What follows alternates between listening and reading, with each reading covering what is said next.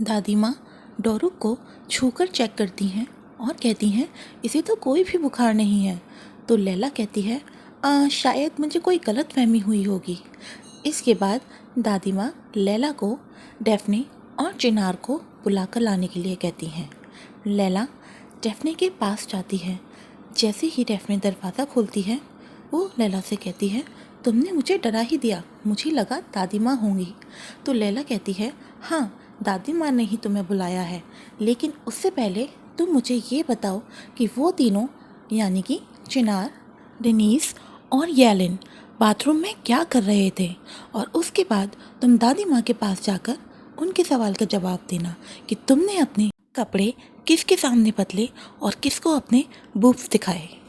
येलिन और डेनिस अपने घर पहुंचते हैं। डेनिस जाते ही अपने ग्रैंडपा के पास बैठ जाता है, जिससे येलिन उससे कोई सवाल ना कर पाए। आंट मैफ्टने येलिन से पूछती हैं कि क्या आज उसकी डेफ्ने से मुलाकात हुई थी। येलिन कहता है हाँ, मैं उससे आज मिला था, लेकिन क्या आप मुझे बताएंगी कि आपको डेफ्ने का नेम कैसे पता है। इस बात पर आंट मैफ्टने कहती हैं कि बेटा, मुझे तो दुल्हन का नाम पता ही होगा ना। दूसरी तरफ लैला डेफ्ने को दादी माँ के पास चलने के लिए कहती है, लेकिन डेफ्ने उसे यह कहकर मना कर देती है कि उसे सुबह ऑफिस जाना है। इसके बाद लैला चिनार को फ़ोन करती है और उसे कहती है कि दादी माँ ने उसे अभी के अभी बुलाया है, लेकिन चिनार भी उसे ये कहकर मना कर देता है कि उसे बहुत नींद आ रही है। जब लैला दादी माँ के पास जाकर ये बताती है कि चिनार इसलिए नहीं आ सकता क्योंकि उसे नींद आ रही है, और डेफ्ने इसलिए नहीं आ सकती क्योंकि सुबह उठकर उसे ऑफिस जाना है, तो दादी माँ समझ जाती हैं कि ये दोनों बहाने बना रहे हैं, और दादी माँ उन दोनों को अपने पास बुलाने के लिए अपनी छड़ी से फ्लोर और सीलिंग पर 2 से 3 बार आवाज़ करती हैं। इस आवाज़ को सुनकर चिनार और डेफ्ने दोनों डर जाते हैं और भागकर दादी माँ के पास आ जाते हैं। मिस्टर सुरैया यानी कि दादाजी येलिन को बताते हैं कि आज उनके पास डिप्टी मिनिस्टर का फ़ोन आया था और वो चाहते हैं कि कल की होने वाली प्रेजेंटेशन में दादाजी भी उनके साथ रहें। इसलिए कल की होने वाली प्रेजेंटेशन में वो भी उनके साथ होंगे। याशिम येलिन से पूछती है कि प्रोग्राम में जो एरर आ रही थी उसका इशू रिजॉल्व हुआ या नहीं। येलिन उसे बताता है कि हाँ, वो सॉल्व हो गया है, बस थोड़ा सा कुछ काम बाकी है। डेनीस समझ जाता है कि येलिन उससे क्या पूछना चाहता है।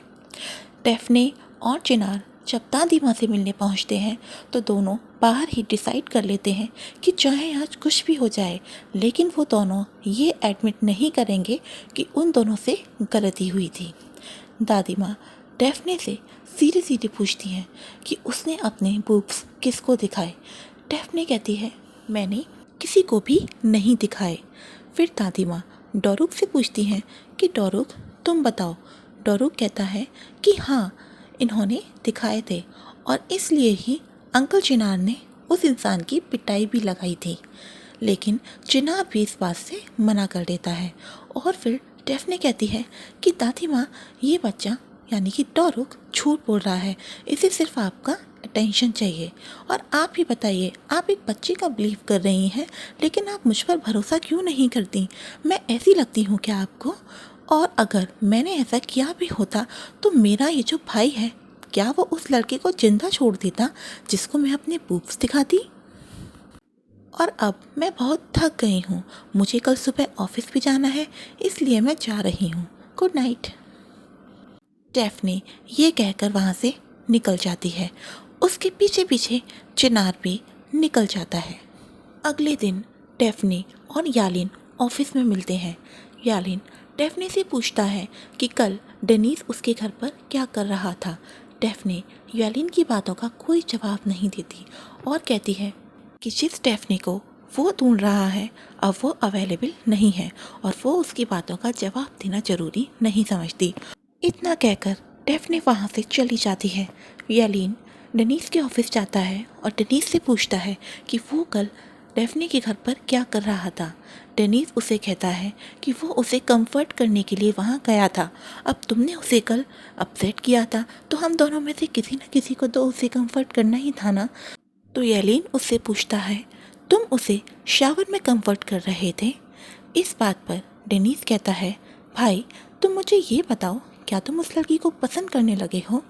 येलिन उसे मना कर देता है कि नहीं, मैं उसे पसंद नहीं करता, लेकिन मैं नहीं चाहता कि तुम उसे कोई झूठी होप दो। इस बात पर डेनिस कहता है, उसकी चिंता तुम मत करो, अगर तुम उसे पसंद नहीं करते तो उसे मेरे ऊपर छोड़ दो। येलिन वहाँ से गुस्से में निकल जाता है। येशिम डेनिस के पास आती है और कहती है, हमारा प्लान वर्क कर रहा है। भाई एक्सरसाइज करने के लिए गए हैं और अब वो अपना सारा गुस्सा पंचिंग बैग पर निकाल देंगे। लेकिन तुम मुझे ये बताओ कि कल डेफनी के घर क्या हुआ था? तो डेनिस उसे बताता है होना क्या था। पहले येलिन ने हम दोनों को पकड़ा, फिर पीछे से चिनार आ गया और उसने मुझे, येलिन और डेफनी को एक साथ देख लिया, और फिर डेफनी और चिनार की दादी भी आ गईं, जो किसी ऐसे इंसान को ढूंढ रही थी जिसको डेफनी ने अपने बूब्स दिखाए थे। इस बात पर येशिम कहती है, व्हाट, डेफनी ने अपने बूब्स किसको दिखाए? तो डेनिस हंसते हुए कहता है, ऑफ कोर्स येलिन को। इस बात पर येशिम हंसते हुए पूछती है, लेकिन उसने ये सब कब किया?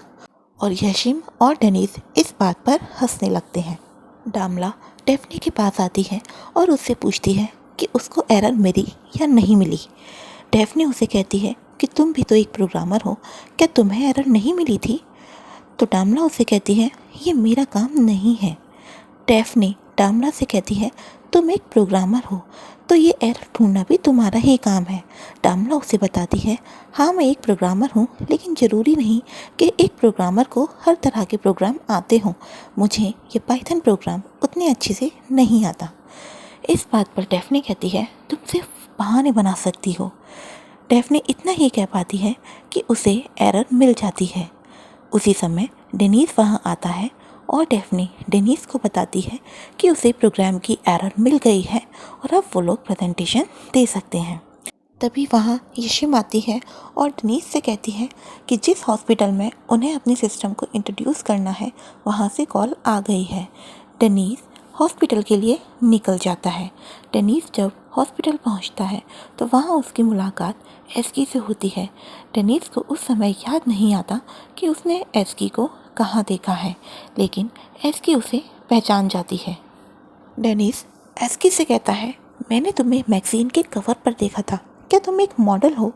तो एस्की डेनिस से कहती है, तुम मेरे साथ अपने ये गेम्स मत खेलो डेनिस अरास।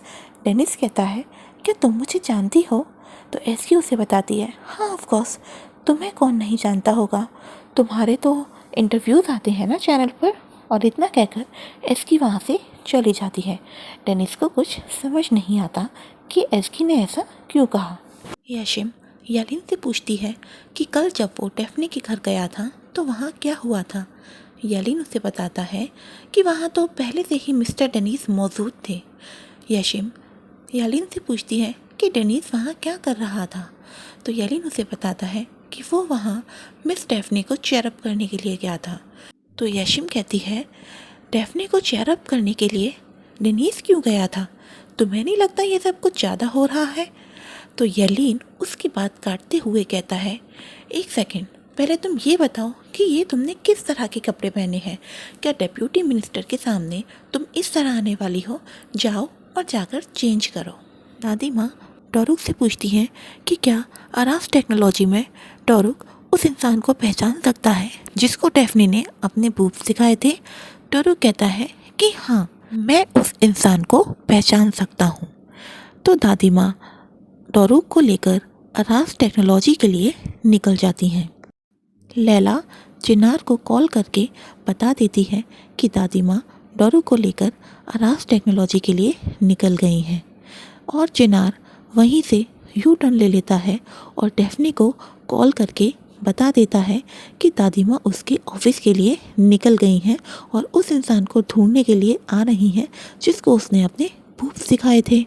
डेफनी एस्की को कॉल करती है और उसे अपनी मदद के लिए अपने ऑफिस बुला लेती है। येलिन डेफने से पूछता है कि क्या वो गेट पर डेनिस का इंतज़ार कर रही है, तो डेफने उसे बताती है कि हाँ, उसे उसकी बहुत याद आ रही थी, इसलिए वो गेट पर ही खड़ी होकर उसका इंतज़ार कर रही है। लेकिन येलिन को इससे क्या मतलब है, वो अपनी डामला के पास जाए। तभी वहाँ येलिन के दादाजी आ जाते हैं और येलिन दादाजी को लेकर मीटिंग रूम में चला जाता है। दूसरी तरफ दादी माँ और डोरुक दोनों आरास टेक्नोलॉजी पहुँच जाते हैं। अब येलिन के बिजनेस क्लाइंट भी ऑफिस पहुँच चुके हैं। येलिन और डेफने दोनों ही डिप्यूटी मिनिस्टर के साथ मीटिंग रूम में अंदर जाते हैं। जैसे ही डेनिस ऑफिस पहुंचता है, उसकी कार एस्की की कार को हिट कर देती है।